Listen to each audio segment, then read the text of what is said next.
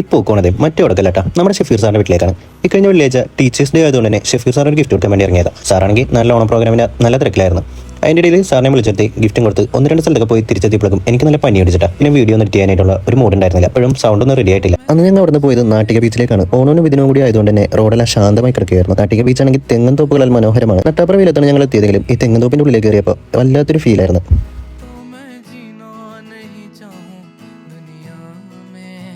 തെങ്ങന്തോപ്പുകളാൽ മനോഹരമാണ് കേട്ടോ ഈ നാടും ഈ ബീച്ചും.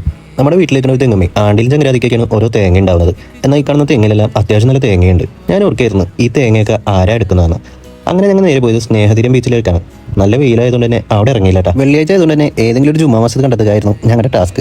അങ്ങനെ വാടാനപ്പള്ളി തെക്കേ ജുമാ മസ്ജിദിലാണ് ഇത്തവണ ജുമാ ഓടിയത്. ജുമാസ്കാരം കഴിഞ്ഞ് പോയത് ഓഹോ ബീച്ചിലേക്കാണ്. ഓഹോ ബീച്ചിലാണെങ്കിൽ തമിഴന്മാരുടെ മേളം വരുന്നട്ടാ. ഏതാണ്ട് തമിഴ്നാട്ടിലെത്തിയ പ്രതീതിയായിരുന്നു അന്ന് അവിടെ ഉണ്ടായിരുന്നത്. ഓഹോ ബീച്ചിലെ കടലും ചെറിയ തോടായിട്ട് കണക്ട് ചെയ്യുന്നത് കാണാൻ വളരെ മനോഹരമാണ് കേട്ടോ. കടലിൽ നിന്ന് തന്നെ വെള്ളത്താൽ നിറഞ്ഞെത്തിയാണ് ഈ കാണുന്ന തോട്. ഇതിലാണെങ്കിൽ കുറേ പേര് കുളിക്കാനായിട്ട് ഇറങ്ങുന്നുണ്ട്. കടലിനെ വെച്ച് നോക്കുമ്പോൾ ഇത് നല്ല സേഫ് ആണെന്നാണ് എനിക്ക് തോന്നിയത്. വിശപ്പും വെയിലും ഒരുപോലെ സഹിക്കാൻ പറ്റാതെ ഇപ്പോൾ അവിടെ നിന്ന് പോന്നിട്ടാ. പോന്ന വഴിയിൽ മനോഹരമായ കാഴ്ചകളായിരുന്നു ഇതെല്ലാം. നമ്മുടെ നാട്ടിലാണെങ്കിൽ റോട്ടിൽ മൊത്തം മണ്ണും ഒരു സൈഡിൽ സീബാളായിരിക്കും.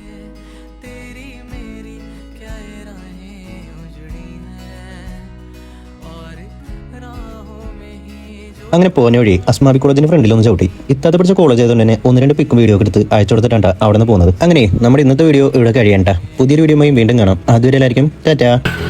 ഗൈസ് നോക്കൂ, 2 കുതിരകൾ.